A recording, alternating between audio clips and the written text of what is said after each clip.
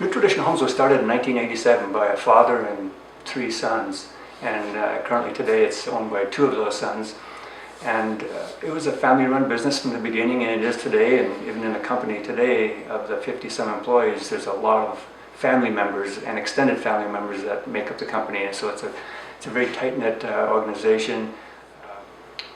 We like to think of ourselves as being on the leading edge, if you will, as far as building a better home than the competition.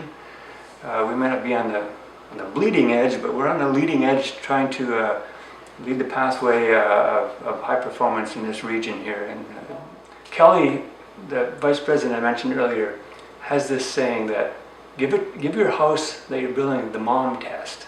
Is this something that you would build for your mom and would want your mother to have? And using that slogan, if you will, we looked at all the different things, the different features that we could put into the homes, and thought, what would we want to give to our mother? We want a house that's safe, that's durable, comfortable, energy efficient, and of course environmentally friendly. So those were all the pieces and parts, if you will, of a Built Green program and of the Energy Star program. And we realized that we're going to be giving our customers this package of all of these features that's going to give them all the things that we'd want our mother to have in her own house. So that was kind of the underlying premise behind it, just doing the right thing.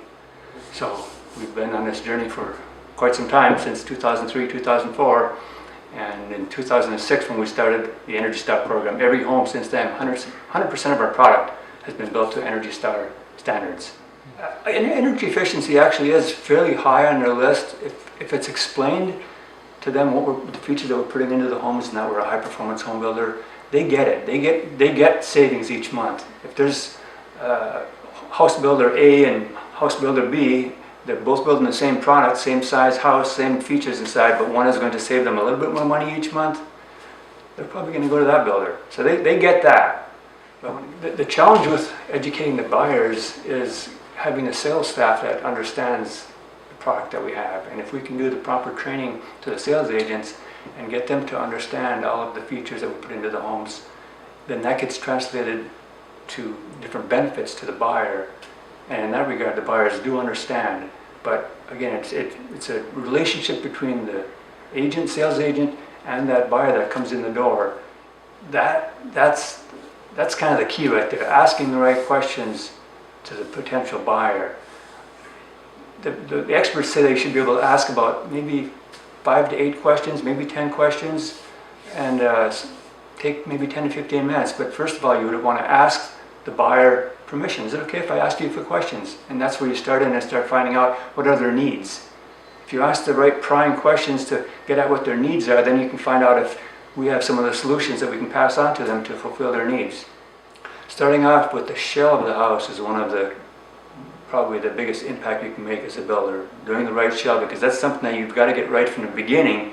If you don't get the shell of the house right, or the envelope, then you're going to have a challenge trying to get the house to be energy efficient in the long run. You can be putting in a lot of extra products, if you will, to try to make up for the lack of a proper shell. And by the shell, I'm talking about your walls, the type of insulation you put in the walls, the air sealing details that you do on those walls, the windows that you put in, the U values on the windows, the insulation you put in the attic and in your crawl space and your floor system.